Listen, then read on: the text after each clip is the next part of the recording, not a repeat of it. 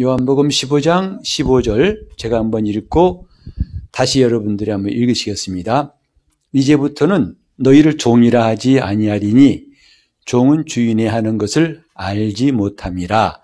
너희를 친구라 하였노니 내가 내 아버지께 들은 것을 다 너희에게 알게 하였음이니라. 이제부터는 너희를 종이라 하지 아니하리니 종은 주인의 하는 것을 알지 못함이라. 너희를 친구라 하였노니 내가 아버지께 들은 것을 다 너희에게 알게 하였음이니라. 여기도 알게 하셨다. 직관이에요. 하나님께서 우리에게 예수를 믿으라고 보내셨는데 그냥 각각 알아서 믿으라는 게 아니지요. 예수를 보내시고 우리에게 그분을 알게 하셨어요. 이것을 많이 놓치고 있다 이 말이죠. 그리고 내가 알려고 그래요. 열심히 노력합니다. 성경도 100독, 200독 하고 성경 필사도 하고 노력을 참 많이 하는데 잘 안 돼요. 왜? 길을 잘못 들었어요. 내가 알려고 해서 아는 것은 답이 없습니다. 그 길은 반드시 막히게 되어 있어요. 성경은 이미 우리에게 내가 알려고 하는 게 아니라 내가 알게 하겠다 하셨는데도 그걸 딱 접어놓고 주님 가만 계세요. 바쁘실 텐데 내가 할게요. 이게 벌써 문제라고요. 여기서 모두 문제가 시작되는 거예요. 목사님 제가 안 믿어지는데요. 그래요. 안 믿어져요. 그게 정상이에요. 그렇기 때문에 그분이 우리에게 알게 하신 거예요. 이 본문에 꼭꼭 씹듯이 한번 여러분이 읽어보세요. 내가 내 아버지께 들은 것을 다 너희에게 알게 하였음이니라. 내가 드디어 노력한 끝에 아는구나가 아니라 뭐예요? 내가 너에게 알게 하였다 이 말이죠. 그러니까 우리가 하나님을 아는 것은 내 노력이 아니에요. 2번, 3번, 100번 말합니다. 내 노력이 아닙니다. 인간들이 지금 이런 방법으로 마치 종교인들이 신을 찾듯이 그런 열심과 노력과 의지로 기독교인들도 똑같이 하고 있어요. 근데 그래서 내가 그럼 할 것이 없겠네. 그러니 성경책 덮습니다. 기도도 안 합니다. 교회도 안 갑니다. 주여 알려주시오. 이 사람도 참 답답한 사람이에요. 내가 할 것은 하고 주님이 하실 일을 기대해야 되는데 아예 그러면 주님이 다 알게 하셔? 그러니까 왜 이런 사람이 있잖아요. 우리는 주님께서 기도하면 다 주십니다. 여러분 애쓸 거 없어요. 근다고 가만히 있는 사람 바보예요. 한때 그런 사람 많았어요. 신학교 간다고 하면서 난 주의 정도이니까 앞으로 일하지 말아야 돼. 아무것도 안 해야 돼. 가만히 있어야 돼. 왜? 주님이 다 먹여주시고 입혀주시고 한다는 거죠. 그 사람 굶어 죽어야 돼요. 그렇게 무지몽매해갖고는 무슨 일 하겠습니까? 이게 지금 너무 극단적인 것이 많다 이 말이죠. 극단적이에요 신앙이. 하나밖에 몰라요. 세상에서도 그런 사람은 참 답답한 사람이잖아요. 하나밖에 모르는 사람 답답한 사람이라고 말하듯이 신앙생활도 한쪽만 아는 사람, 이게 극단적인 사람은 하나밖에 모르는 사람이에요. 우리는 지금 주님이 알려주신다고 할 때 그럼 나는 아무것도 할 거 없겠네가 아니죠. 오늘 이제 그걸 말씀드릴 거예요. 그분이 우리에게 알게 하신 직관에 대해서 알게 하신 분은 주님이신데 그럼 나는 할 일이 뭔가? 이게 오늘 중요한 주제라고 말씀드릴 수가 있습니다. 그래서 제가 지난번에도 우리 시간이 없어서 다 못했는데 성경에 보면은 하나님이 알게 하신다는 게 참 많이 나와요. 다윗이 드디어 알았더라가 아니라 하나님이 알게 하시고 선지자에게도 그들이 기도해 보니까 문득 안 게 아니라 하나님이 알게 하시고 하나님이 알게 하신 거예요. 같이 합시다. 하나님께서 알게 하시고 하나님께서 알게 하시고 누가 알게 하신다고요? 주어가 누군지를 분명히 보세요. 하나님이 알게 하신다고요. 근데 그것을 무시한 사람들은 뭐냐면 목사님 제가 성경을 많이 봤거든요. 근데요. 성경 복잡하네요. 너무 두꺼워요. 모르겠어요. 그래 모르는 게 당연해. 주어가 내가가 되면 안 되는 거예요. 나는 알 수 없어요. 이런 가장 기본적인 것부터 무시하고 들어가니까 그 다음에 일이 잘 될 리가 없지요. 첫 번째 단초가 잘못되면 계속 다 꼬이는 거죠. 마찬가지예요. 하나님이 알게 하신 것, 그게 직관이에요. 그건 우리 감정과 생각과 이론과 환경과 관계가 있다 없다? 전혀 없어요. 전혀 없어요. 저는 많이 못 배웠어요. 학교를 못 나왔어요. 관계없어요. 어떤 할머니는 전에 들었던 말인데요. 일자 무식, 한글 몰라요. 근데 성경 줄줄줄 외워요. 그리고 말씀을 듣고 은혜 받아요. 뭔 소리입니까? 인간의 이성과 관계없어요. 물론 이성이 있고 지식이 많으면 도움은 되겠지요. 그러나 그것이 해결책은 될 수가 없어요. 그걸 우리 명확하게 합시다. 주께서 알게 하시고 이게 정말 내 아버지께 들은 것을 다 너희에게 알게 하였음이니라. 누가? 주님께서 알게 하신 거예요. 그래서 우리는 지난번에도 했지만은 바로 하나님께서 우리에게 알게 하신 것, 모든 세계가 하나님 말씀으로 지어진 줄을 우리가 아나니 그랬어요. 그건 하나님 우리에게 알게 하신 거죠. 또 이 땅에 살면서도 우리가 많이 생각하죠. 또 다음에 이사 가야 할 텐데 새 집 살기도 참 고달프다. 다음에 어느 집으로 갈까? 지금은 아마 좀 달랐을지 모르겠는데 제가 전에 통계에 의하면 평생 사람은 20번, 평균적으로 20번 이사한대요. 평균. 그러니까 많이 한 사람은 더 많이 알겠지요. 이 집, 저 집, 그 집, 그 집. 계속. 그러다 보니까 고집이 생기는가 보다. 자꾸 집을 옮기다 보니까 고집이 생기는 것 같은데. 이런 말 듣고도 안 오는 사람들은 괜찮아요. 그럴 수 있어요. 그거 가지고 전혀 구원받는 시장 없으니까. 자, 우린 지금 중요한 게 뭐냐면, 그렇게 이사할 때마다, 우리가 이 땅에 있는 장막이 언젠가 무너질 테인데, 그러면 하늘에 하나님의 손으로 지은 집이, 영원한 집이 있는 줄 우리가 아나니. 그것도 직관으로 알게 하신 거예요. 내가 공부해서 한 게 아니에요. 어느 순간에, 맞아. 더 이상 언젠가는 이사 갈 필요가 없는 그날이 올 거야. 아나니. 그렇게 아는 것이다, 이 말이죠. 오늘 몇 군데 더 봅시다. 자, 요한 1서 3장 5절을 읽어보고 가장 먼저 찾으신 분이 우리 모두를 위해서 크게 한번 읽어주세요. 요한 1서 3장 5절을 그가 우리 죄를 없이 하려고 나타나신 바 된 것을 우리가 아나니 그에게는 죄가 없느니라. 네, 주님이 우리 죄를 없이 하려고 오셨다는 것을 우리가 알게 되었어요. 내가 노력해서 공부해서 아는 게 아니라 주님이 우리 죄를 없이 하시려고 나타나셨다. 이것을 어느 순간에 깨달아 알게 하신 거죠. 그리고 그분에게는 죄가 없다는 것도 내가 배워서 하는 게 아니라 그분에 의해서 깨달아 아는 것이다 이 말이죠. 이런 것들이 전부 다 그분에 의해서 듣고 배운 사람들은 그 믿음이 참으로 견고해지고 온전해지는데 이걸 성경 구절 외우듯이 암송해가지고 그분에게는 죄가 없나니 예수는 죄가 없어. 예수는 죄가 없어. 그런 지식은 오래 못 가요. 어느 순간에 깨져버리고 혼란스러워져요. 그러나 그분이 우리에게 알게 하신 것은 지워지질 않습니다. 그래서 직관이 중요한 거예요. 직관은 하나님 우리에게 자기를 알게 하신 것을 말한다 이 말이죠. 자, 그 다음에 2장 4절을 읽습니다. 같이 한번 찾아볼까요? 요한 1서 2장 4절 시작. 저를 아노라 하고 그의 계명을 지키지 아니하는 자는 거짓말하는 자요 진리가 그 속에 있지 아니하되. 무슨 말이냐면 가끔 그런 사람이 있죠. 예수를 잘 안대요. 근데 거짓말해요. 사기를 쳐요. 그래서 문제 일으켜요. 근데 왜 아는 사람이 그러지? 예수를 안다는데 그러지? 이건 잘못된 거예요. 자기가 지금 자기 지식으로 알았다고 그렇게 착각하는 것이지 주님을 제대로 한 사람은 그렇게 하지 않는다는 거죠. 그가 제대로 주님을 알았는지 아닌지는 그 다음에 행실을 보면 안다는 거예요.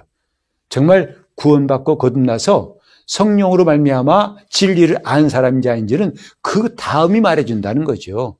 그 다음이 정말 이 사람은 하나님을 잘하는 사람이구나 아닌지, 아니면 이 사람은 안다고 했지만 거짓말하는 사람인지를 그때가 드러난다는 거죠. 우리 주위에도 그런 혼란스러운 사람이 있죠. 아주 뭐 교회에서는 뭐 장로고 집사고 뭐. 근데 사기꾼이래요. 뭐 어떻게 예수 믿는 사람 그럴 수 있어? 예수 믿는 사람은 그렇게 안 돼요. 예수를 그 사람은 안 믿는 사람이지. 예수를 아는 사람이 아니란 말이에요. 그래서 오늘 이런 시간이 굉장히 중요한 거예요. 하나님을 아는 게 얼마나 중요한가. 그건 이걸로 머리로 아는 게 아니에요. 내 심중에서 하나님 말씀이 심어짐으로 아는 것이죠. 그건 내가 아는 게 아니고 뭐예요? 주님께서 알게 하신 거예요. 성령께서 알게 하신 거라 이 말이죠. 그러니까 우리가 성령님을 의지할 그 이유가 차고도 넘쳐요. 얼마나 많은지 몰라요. 성령 없이는 신앙생활 자체가 불가능하다는 것을 말할 수밖에 없죠. 자, 2장 18절을 또 읽어볼까요? 시작. 아이들아, 이것이 마지막 때라 적그리스도가 이르겠다함을 너희가 들은 것과 같이 지금도 많은 적그리스도가 일어났으니 이러므로 우리가 마지막 때인 줄 아노라. 우리가 뭘 아노라? 마지막 때인 줄 아노라. 여러분, 예수를 아는 사람도 그래요. 말세다, 말세. 들어보셨죠? 그들은 진리를 알아서 말하는 게 아니에요. 그러나 주님이 알게 하신 결과, 지금이 마지막 때라고 하는 사람들은 정말 깨어 있습니다. 정말 정신을 바짝 차려요. 마치 암송에서 외워서 하는 거하고 제대로 자기가 터득해서 하는 거하고 다른 것처럼 지금 마지막 때라는 것을 예수를 아는 사람도 한다고요. 세상에 말세네, 말세. 말세가 뭔지도 모르고 한다고요. 그러나 우리는 성령에 의해서 이 세상, 지금이 마지막 때인 줄을 알기 바랍니다. 이게 진정한 그리스도인이에요. 성령에 의해서 알자 이 말이죠. 자, 그 다음에 요한복음 10장 14절을 빨리 찾으신 분이 우리를 위해서 큰 소리로 낭낭한 목소리로 읽어주세요. 10장 14절. 나는 선한 목자라 내가 내 양을 알고 양도 나를 아는 것이. 다음 절은 다 같이 읽읍시다. 15절 시작. 아버지께서 나를 아시고 내가 아버지를 아는 것 같이 나는 양을 위하여 목숨을 버립니다. 주님은 주님과 우리 관계를 말씀했어요. 그게 뭐냐? 나는 선한 목자인데 내가 내 양을 알고 또 뭐죠? 양도 나를 안다 했어요. 이는 마치 아버지가 나를 아시고 내가 아버지를 아는 것과 똑같다 하신 거죠. 여러분 참 이거 기억합시다. 중요한 거예요. 신앙이라는 것은 일방적인 것이 없어요. 신앙은 일방적인 게 없습니다. 여러분 조용필 씨 아시죠? 와 오빠 아시죠? 근데 조용필 씨는 여러분 몰라요. 미안하지만 섭섭하죠? 여러분 모르세요? 미리 지혜롭구나. 섭섭하지 않은 사람들은 이제 미리 자기 분수를 안 거예요. 내가 괜히 허물켰구나 하고. 이게 뭐예요? 신앙생활이 이렇게 오빠 팬클럽 같이 되는 게 아니라 그분도 나를 아시고 나도 그분을 아는 거예요. 이게 온전한 신앙이에요. 일방적인 신앙은 그건 옳지 않습니다. 주님 분명히 말씀하시길 내가 내 양을 알고 양도 나를 안다 했어요. 마치 아버지가 나를 아시고 내가 아버지를 아는 것과 똑같다 했어요. 신앙은 일방적인 것이 아닙니다. 가끔 그런 사람이 있어요. 이제 청년들 가운데서 어떤 자매한테 마음이 있어. 내가 기도해 봤더니 하나님 당신 내게 주신 짝이래요. 그런 계시를 주셨다는 거죠. 근데 목사님 어떻게 해요? 나네 사람 아닌 것 같은데요.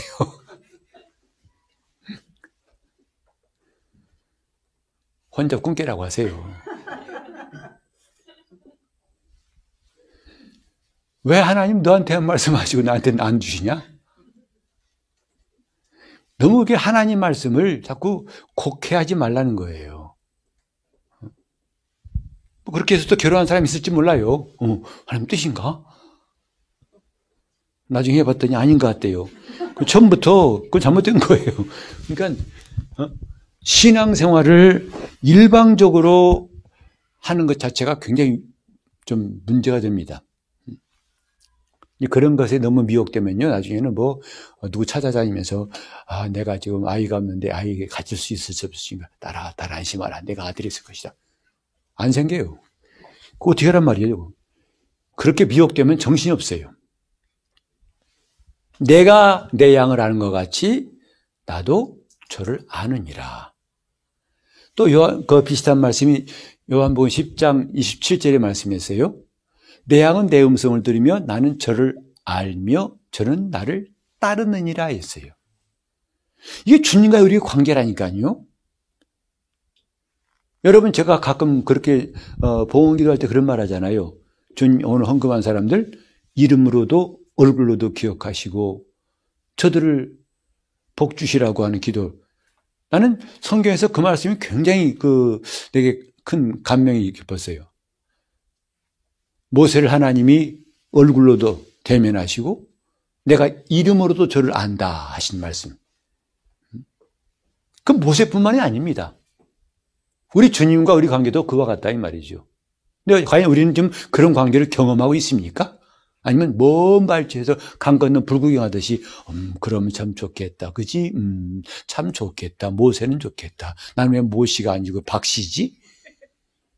그런 사람들은 참 좀 신경 빠진 사람들이죠. 우리는 정말 이렇게 황당한 일을 하지 말자 이 말이죠. 주님이 우리에게 말씀하신 건 나는 너를 아노라 하셨어요. 우리가 좀 주님을 일방적으로 사모하는 게 아니에요. 난 그래, 주님은 압니다. 근데 주님 모른다고 하면 그 문제 있는 거 아니겠어요? 그래, 마태복음 7장 21절에 그 말씀이 있는 거예요. 그날에 사람들이 많이 와가 나더러 주여 주여 할 것이다. 나를 모르십니까? 난 널 모른다. 이게 가짜라는 거예요. 진짜 신앙은 그렇지 않다 이 말이죠. 주님도 나를 아시고 나도 주를 아는 것이. 포도나무와 포도나무의 비유 같다 하신 말씀이죠. 자, 이렇게 우리는 하나님이 나를 아신다는 게 얼마나 신기합니까? 여러분, 좀 느껴보세요. 하나님 나를 아신대요. 내 연약함도 아시고 나의 어리석음 다 아시는 거예요. 약함을 아시는 거예요.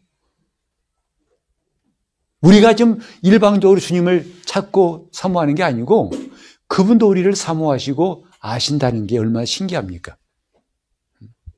근데 그걸 하나하나 누리며 느끼는 게 중요하죠. 자, 그 다음에 마태복음 9장 6절을 보시겠습니다. 중풍병자를 고치실 때 하신 말씀이죠. 자, 시작. 그러나 인자가 세상에서 죄를 사하는 권세가 있는 줄을 너희로 알게 하려 하노라 하시고 중풍병자에게 말씀하시되 일어나 내 침상을 가지고 집으로 가라. 중풍병자를 낫게 하신 것은 목적이 있다 이 말이죠. 뭐죠? 인자가 세상에서 죄를 사하는 권세가 있다는 것을 알게 하시려고. 주님은 죄를 사하는 권세가 있구나 하는 걸 알게 하신 거예요. 그러면 그때 이 자리에 있던 사람만 알 게 아니라 오늘날 우리도 똑같이 알게 하신 이가 누구라고요? 성령님이시다 이 말이에요.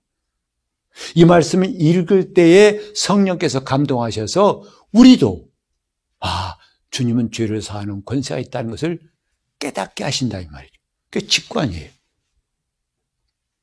이런 것들을 우리가 놓치지 말았으면 좋겠어요. 그 다음에 잘 아는 대로 16장 17절은 유명한 베드로가 이제 주님 앞에 주는 그리스도시요 살아계신 하나님 아들입니다 고백한 거죠. 자, 16장 17절 시작. 예수께서 대답하여 가라사대 바요나 시몬아 내가 복이 있도다. 이를 내게 알게 한 이는 혈육이 아니요 하늘에 계신 내 아버지시니라. 내가 지금 주는 그리스도라고 하고 살아계신 하나님의 아들이라고 한 그것을 알게 한 이는 사람이 아니다. 하늘에 계신 내 아버지다. 우리는 주님께서 우리에게 알게 하심으로 아는 사람이 됩시다. 그게 참 신앙이에요. 우리는 기도가 응답받을 줄 믿습니다. 계속 말하면서 뭔가 자기 암시하고 자기 세뇌하듯이 그러니까 안 되는 거예요. 주님이 우리 기도를 들으신다는 것을 그분이 알게 하시니까 그때는 확신이 생겨요. 흔들리지 않는다 이 말이죠. 우리가 구하기 전에 있어야 할 것을 하늘 아버지는 아시느니라. 그걸 우리에게 알게 하시니까 한나와 같이 기도한 다음에도 걱정이 안 돼요. 얼굴에 수심이 사라진다 이 말이죠. 한나가 특별히 피부 관리 잘해서 수심 사라진 게 아니고 그렇게 믿음이 있으니까 확신을 가진 거죠. 말씀, 기도가 응답받기 전에 확신을 가진 거죠. 다 이런 성령의 감화 감동하심에 의해서 그분을 알게 되는 거 얼마나 귀합니까? 그렇게 알면은 걱정이 없어요. 그렇게 알면은 의심이 안 생겨요. 그렇게 알면은 답답하질 않아요. 그렇게 알면은 서두르질 않는다 이 말이죠. 그래서 우리는 하나님과의 그 영적인 교통, 기능이, 직관이라는 기능이 아주 활성화되어야겠다고 생각해 보는 것이죠. 자, 그 다음에 요한복음 17장 23절, 17장 23절로 26절까지를 보겠습니다. 내가 그들 안에 있고 아버지께서 내 안에 계시어 그들로 온전함을 이루어 하나가 되게 하려 함은 아버지께서 나를 보내신 것과 또 나를 사랑하신 같이 그들도 사랑하신 것을 세상으로 알게 하려 함이로소이다. 네, 아멘. 하나님께서 우리를 사랑하신 줄을 알게 하신다는 거죠. 여러분, 예수 사랑하시면 찬양 좋잖아요. 늘 부르고 싶잖아요. 근데 노래가 좋은 게 아니라 실제로 그분이 나를 사랑하신 줄을 알고 부르면 감동이 넘칩니다. 정말 넘칩니다. 그걸 모르고 하면은 그냥 소원이에요. 그랬으면 좋겠다는 거죠. 그러나 주님이 겟세마네에서 기도하신 것은 뭐냐면 바로 같이 한번 읽읍시다. 17장 23절 시작.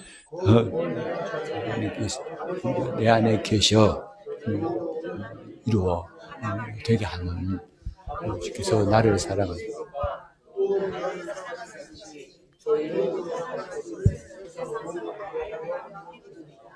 아버지가 나를 보내신 것을 또 아버지가 나를 사랑하신 것을 저희도 알게 하려 합니다.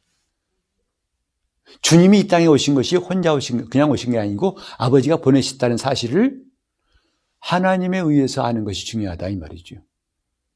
그리고 그를 사랑하신 것 같이 우리도 사랑하심을 아는 것은 내 소원이나 노력이 아니라 그분이 알게 하심으로 직관으로 아는 게 중요하다 이 말이에요. 26절 시작. 내가 아버지의 이름으로 너희에게 알게 하고 또 안에 하니 이는 나를 사랑하시는 사람이 너희하고 나도 너희에게 있게 하라. 네, 아버지 이름을 저희들에게 알게 하옵소서. 이게 주님의 기도예요.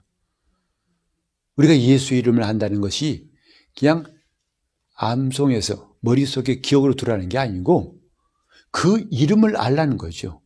곧 그 이름의 영광을 알라는 것이고 그 이름의 능력을, 그 이름의 권세를, 그 이름의 생명을, 그 이름의 부요함을 이건 사람이 다 지식으로 표현할 수 없어요. 그 이름이 얼마나 큰 이름인 줄을 주님이 알게 하실 때 우린 비로소 그분 앞에 순종할 수 있어요. 그때 예수 이름으로 귀신을 내어쫓고 그 이름으로 능한 일을 할 수가 있는 거죠. 나는 왜 예수 이름으로 귀신아 나가라 하는데 안 나갈까요? 그래요. 귀신은 그 말로 나가지 않습니다. 그 이름을 아는 자에게선 귀신이 두려워 떠나는 것이지 그 이름의 정보를 지식 갖고 있다가 귀신이 떨지 않습니다. 그러니까 우리는 이런 것들이 얼마나 중요한데 얼마나 건너뛰었는가 이 말이죠. 그냥 압니다, 압니다. 이걸로 끝난 거예요. 압니다, 압니다. 아니, 심중에 그 말씀이 심어져야 돼요. 심중에서 주님이 그걸 알게 하실 때 큰 감동이 있어요. 그때 우리는 비로소 예수를 안다. 나는 예수를 안다고 말할 수 있는 것인데 오늘날 많은 경우에 보면은 지식을 주입시켜가지고 성경 공부 마치면 예수를 안다고 하니까 늘 마음이 공허한 거죠. 배웠는데 모르겠어요. 잘 모르겠어요. 예수님 믿어지질 않아요. 그런 사람이 나오게 된다 이 말이죠. 자, 그 다음에 사도 바울이 이제 에베소 교회를 위해 기도할 때 에베소 1장 17절과 19절 읽어볼까요? 17절과 19절. 우리 주 예수 그리스도의 하나님 영광의 아버지께서 지혜와 계시의 정신을 너희에게 주사 하나님을 알게 하시고 네, 그러니까 지혜와 계시의 정신을 주셔서 하나님을 알게 하신다는 거예요. 이게 보면 지혜와 계시의 정신인데 원문에 보면 지혜와 계시의 영을 주사 그랬어요. 그러니까 성령께서 그렇게 지혜와 계시의 영을 주시니까 하나님을 알게 된다. 하나님을 아는 것은 이렇게 머리로 아는 게 아니라는 거예요. 자, 19절. 그의 힘의 강력으로 역사하심을 따라 있는 우리에게 베푸신 능력의 지극히 크시니 어떤 것을 너희로 알게 하시기를 구합니다. 우리 하나님의 능력이 얼마나 크시고 그 역사가 얼마나 놀라우신 것을 우리는 다 머리로만 알라고 그랬지 실제로 그것을 체험하거나 확신하는 일들이 없이 10년, 20년, 30년 예수 믿고 교회 나왔다고 해서 그의 신앙이 큰 줄 알고 있다고요. 예수 이름의 권세를, 그 힘의 능력을 아는 사람들, 그 사람들은 섣불리 자기 힘을 자랑하지 않습니다.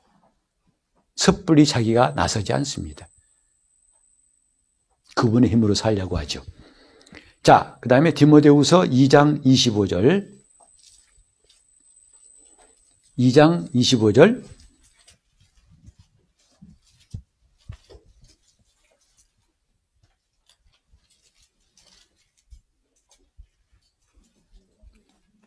망설이지 말고 읽어보세요. 누가? 하는 자를 온유함으로 훈계할지니 곧 하나님이 그들에게 회개하는 자가 자기를 알게 하실까 하며.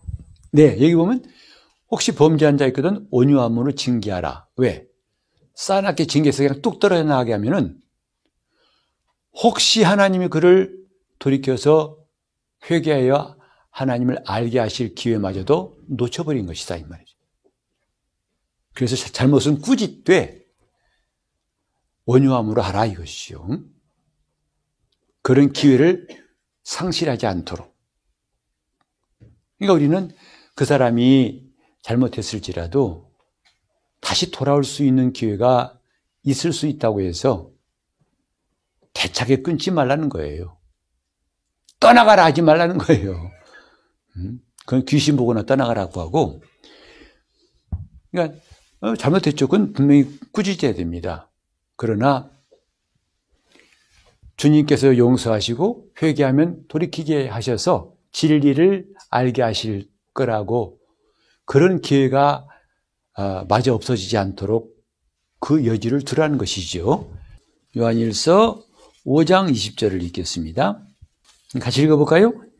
또 아는 것은 하나님이 이르러 우리에게 지각을 주사 우리로 참된 자를 알게 하신 것과 또한 우리가 참된 자 곧 그의 아들 예수 그리스도 안에 있는 것이니 그는 참 하나님이시요 영생이시라. 참 저는 이 말씀을 듣고요 굉장히 기뻤어요. 하나님의 아들이 오셔서 우리에게 지각을 주사 깨닫게 하신 거죠. 그래서 우리로 누구를 알게 하셨다고요? 참된 자를 알게 하신 거예요. 저 이단들, 그 가증스러운 이단들 무슨 실체 성령이라고 정말 말도 안 되는 소리 하고 있어요. 무슨 홀리마더입니까? 늙은이가. 그런 거짓말을 믿고 있는 사람 얼마나 많습니까? 참된 자를 알게 하신다 이 말이에요. 어떻게? 하나님의 아들이 우리에게 오셔서 우리에게 지각을 주사 깨닫게 하신다 이 말이죠. 오늘 우리가 정말 하나님 앞에 깨어 기도할 게 뭐냐면요. 우리가 거짓된 말에 속지 않게 해달라고. 이렇게 좀 적그리스도, 이단, 별짓, 온갖 눈만 뜨면 보이스피싱 문제가 아니에요. 보이스피싱은 돈이나 손해보죠. 영혼까지 낚이는 일이 없도록. 그 뭐냐면 참된 자를 알아야 된다고요. 참된 자를 알아야 돼요. 그러기 위해서는 목사의 책임도 커요.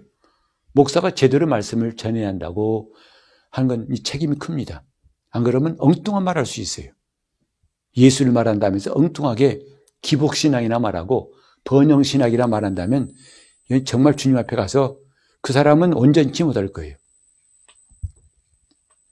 우리는 참된 자를 하나님이 알게 하신, 내가 예수를 알게 된 게 얼마나 놀라운 일인가. 참되신 그분을 아는 게 얼마나 감사한 일인가. 그리고 우리가 내가 바로 예수 그리스도 안에 있는 것, 그것을 알게 하신다 이 말이에요.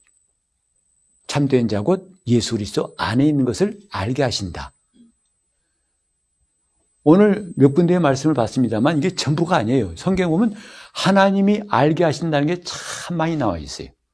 제가 일부러 좀 몇 군데 시간을 할애해서라도 이걸 본 것은 이제 우리가 결심을 하고 다음에 성경 볼 때에 찾아보자는 거죠. 오늘 우리가 읽지 않은 말씀도 많이 있으니 찾아보라는 것이죠.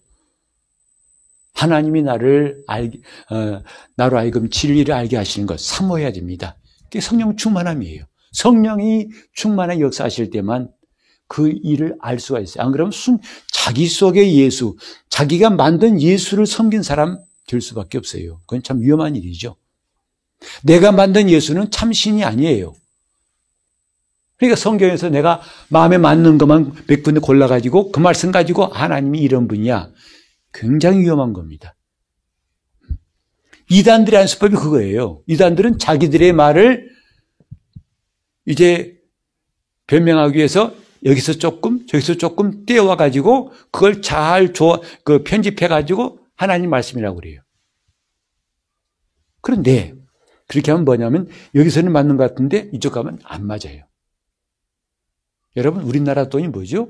우리나라 어디 가든지 저 영남 지방 가도 그 돈 받아야 하고 호남 지방 가도 받아야 되고 충청도가 받아야 돼요. 근데 충청도 가면 받는데 제가 한 번은 해외 나갔더니요. 정말 공항에서 참 나쁘고 일을 봤어요. 일본 공항으로 생각되는데 환전소에 한글로 써 있어요. 한글로 한국 돈 받지 않습니다. 근데 정말 굉장히 좀 부끄럽더라고요. 한국 돈 받지 않습니다. 그것도 우리 보라고 쓴 거예요. 진리는 어디든지가 다 통해요. 어디서 금세나 내세의 진리는 다 통하고 영원 불변합니다. 근데 이단들의 말은, 거짓말은 여기서는 맞는데 그냥 틀리죠. 그때는 맞고 지금은 틀리다. 이게 거짓말이에요. 그건 진리가 아니다 이 말이죠. 자, 오늘 이제 이렇게 우리가 직관이라는 것은 누가 알게 하신다고요? 하나님이 알게 하신 거예요. 하나님이 우리에게 지각을 주사서 참된 자를 알게 하신 거예요. 참된 자를 알게 하신 것. 이게 직관이에요. 알게. 내가 아는 게 아니라 알게. 누가 나에게 이렇게 알게 했다는 뜻이죠. 내가 스스로 한 게 아니라 알게. 시작. 알게. 시작. 이게 참 중요한 거예요. 그러니 내가 그저 알려고 기를 쓰고 노력하고 하는 수고도 한계가 있다는 것을 알아야 된다 이 말이죠. 왜 한계라고 하냐면 내가 할 일을 하자는 거죠. 일체 우리 노력하지 말라는 게 아니라 성경 보는 수고는 해야 할 거 아니겠어요. 말씀 듣는 시간은 가져야 할 거 아니겠어요. 근데 그것도 안 해. 왜? 다 알게 하신대. 가만히 있으면 알게 하신대. 이게 신비주의예요. 내가 알 것은 하라는 거예요. 그러면 오늘 이제 오늘의 그 중요한 내용인데, 그럼 이렇게 직관을 얻기 위해서는 우리가 뭐가 필요하냐가 바로 아까 요한복음 15장 15절에 나와 있어요. 요한복음 15장 15절에 주님께서 하신 말씀 한번 다시 읽어볼까요? 요한복음 15장 15절을 또박또박 한번 다시 읽어보겠습니다. 시작. 이제부터는 너희를 종이라 하지 아니하리니 종은 주인의 하는 것을 알지 못함이라. 너희를 친구라 하였노니 내가 내 아버지께 들은 것을 다 너희에게 알게 하였음이라. 했어요. 여기 종과 친구가 나와요. 종은 주인을 알아야 몰라요. 주인의 하는 뜻을 알지 못한다고 했어요. 그러나 친구는 안 하니 그랬어요. 친구는 안다. 누구를? 주인을 알아요. 주인의 뜻을 압니다. 그러니까 하나님께서 우리에게 자기를 알게 하시려고 먼저 우리에게 행하신 일이 뭐냐면 친구가 되게 하신 거예요. 너희는 친구이기 때문에 이젠 친구는 안 하니 그랬어요. 15장 끝 중간에 보면 친구라 했노니 친구는 내가 내 아버지께 들은 것을 다 너에게 알게 했습니다. 우리는 아무에게나 내 비밀을 말하지 않죠. 내 깊은 이야기 하지 않죠. 그래서 친구에게는 말하지요. 알게 하죠. 직관이 참 좋다. 나도 직관이 있으면 좋겠다라고 사모하고 부러워하는 것으로 끝나서는 안 된다는 거죠. 그러려면 그분과 친밀함이 있어야 한다는 거죠. 하나님과의 친밀함. 하나님과의 친구는 말로만 친구가 아니라 그 내용에는 뭐냐면 친밀함이 있어야 돼요. 친밀함. 하나님과의 친밀함과 직관은 뗄래야 뗄 수 없는 관계에 있습니다. 하나님은 아무에게나 그렇게 자기를 알게 하지 않고 종에게도 알게 하지 않고 친구인 너희에게는 알게 한다 하셨어요. 그러니까 우리가 하나님과의 사이에 직관을 갖게 해달라고 하는 욕심 부리기 전에 먼저 친구가 되라. 주님과 친구가 되라는 거예요. 다른 말로 하면 주님과 친밀함을 가지라는 거죠. 그분 앞에서 우리가 얕은 수를 쓰지 말라는 거예요. 아쉬울 때는 주님 손바닥, 발바닥 들 빌면서 간절히 구하다가 응답받으면 입 싹 닫고 그렇게 얍삭바른 사람들은 친구가 될 수가 없죠. 여러분, 주위에 그런 사람을 친구로 둔 사람 없죠? 쟤는 뻔해. 지금 아쉬워서 지금 저러지만은 금방 돌아설래야. 그러면 여러분은 그 사람을 친구 삼고 싶지 않죠? 하나님을 다시 안 볼 뿐처럼 생각하지 말라는 거예요. 그게 뭐예요? 찬양하는 거예요. 응답받은 다음에 찬양하는 거예요. 그분께 감사하는 거죠. 찬양과 감사가 그래 응답받은 다음에 찬양과 감사가 그래 중요한 거예요. 왜? 나는 주님을 오늘 한번 보고 끝날 뿐으로 여기지 않습니다. 주님 나의 영원한 친구이십니다. 그것을 행동으로 표현하는 게 찬양이고 감사라요. 같이 찬양과 감사. 찬양과 감사. 친구 사귀는 것에 이 두 가지가 참 중요한 거예요. 찬양과 감사. 다시 한번 시작. 찬양과 감사예요. 하나님을 경험한 사람 참 많습니다. 근데 문제는 뭐냐면 오래 못 간다는 거예요. 왜? 자기하고 이해관계가 떨어지면 그만 등져요. 그러나 이해관계와 관계없이 사귀는 게 친구죠. 그래서 어려울 때 친구가 진짜 친구란 말 하잖아요. 마찬가지로 하나님과 사이에서 내가 이해관계에 매여가지고 하나님을 사귀입니다. 그건 이미 한계가 있는 것이에요. 그러나 나는 그런 관계가 아닙니다라는 것을 우리는 찬양과 감사로 표현하는 거예요. 찬양과 감사. 시작. 찬양과 시작. 찬양과 시작. 찬양과 감사. 정말 이번 우리 추수감사주일에는 이렇게 했으면 좋겠어요. 정말 한 해 동안 우리 베푸신 말씀, 주신 은혜 돌아보시면서 왜 없겠어요, 여러분? 저는 아무도 없어요. 아니요. 그건 아무것도 없다는 게 기적입니다. 왜 없겠어요? 그걸 돌이켜보면서 적어도 최소한 최대 세 가지 이하로는 도약도약 써가지고 하나님 이런 것을 감사합니다. 이걸 감사합니다 하고 하나님께 봉헌했으면 좋겠다고 생각합니다. 왜? 하나님은 오늘 보고 끝낼 뿐이 아니라는 말이에요. 내가 주님 나라 갈 때까지, 아니 가서도 주님과 영원히 사귀고 싶은 사람이 참 성도 아니겠습니까? 찬양과 감사라 이 말이죠. 찬양과 감사. 시작. 찬양과 시작. 찬양과. 그러니까 문제는 이 관계, 친구라는 관계가 먼저 성립될 때에 직관이 있다는 거예요. 주님과 친밀해질 때 비로소 직관을 가질 수 있어요. 주님과의 사귐이 있어야 한다 이 말이죠. 주님과 친한 사람 됩시다. 그게 우리의 소원이 됐으면 좋겠어요. 난 주님과 친한 사람 되고 싶다 이 말이죠. 이익 관계를 떠나가서 계산기 두드려 보니까 주님을 떠나면 안 되겠어.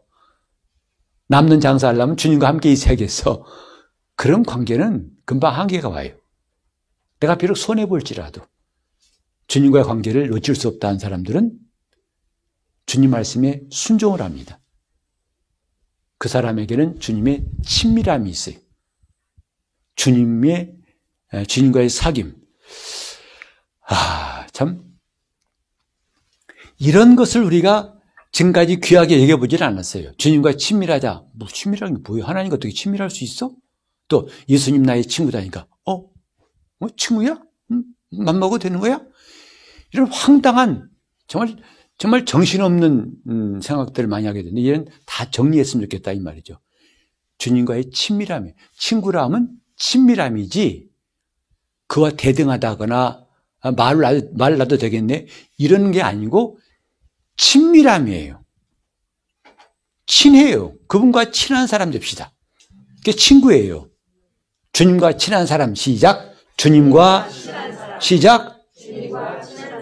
그 사람은 주님 말씀에 불만이 없어요. 그 말씀을 의지하고 그 말씀대로 담대하게 이것저것 따지지 않습니다. 이거 할까 말까? 이러면 내가 불리할 게 없을까? 따지지 않습니다. 그냥 해요. 친구니까. 주님과 친밀한 사람. 여러분 예수도 알기 원하네. 맞아요. 원하시죠. 그러나 친구가 될 마음 없는 사람은 그게 허무한 말이에요. 그게. 공허한 찬송이라고요.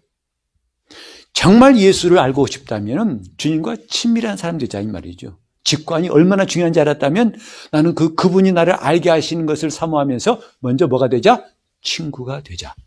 주님과 친구가 되자는 거죠.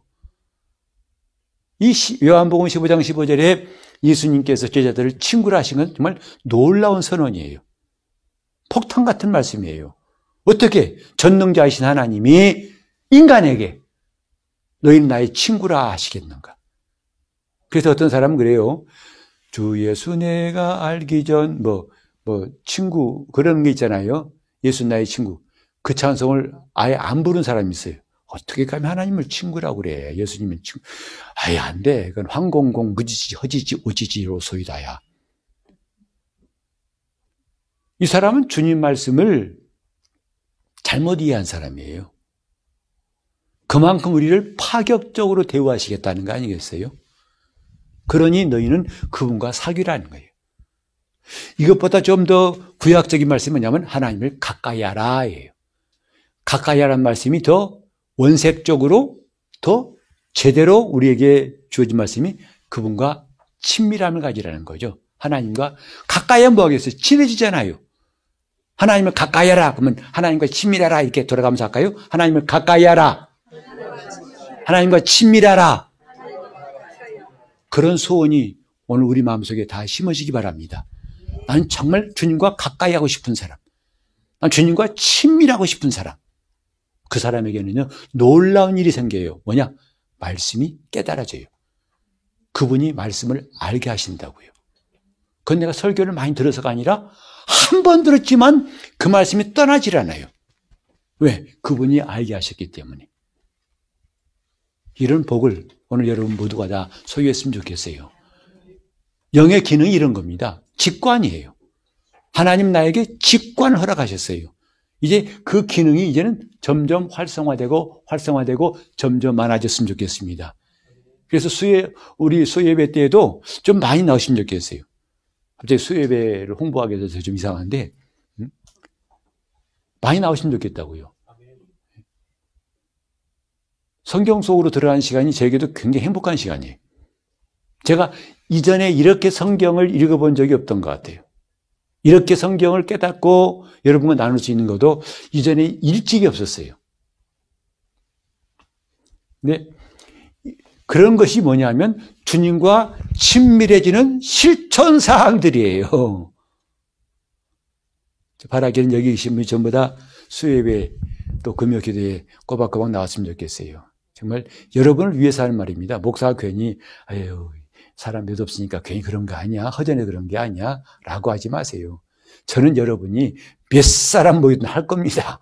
여러분이 많이 모인다고 하고 안 모인다고 오늘 그만합니다 하지 않을 겁니다. 저는 전에 성경 공부할 때요, 단 2사람 남을 때까지 했어요. 단 2사람 남을 때까지. 그때 10몇 명이 그때 처음 시작했는데 떨어져 나가고 해서 마지막 잎새같이 2 남았을 때에도 그리고 마지막까지 다 끝냈어요.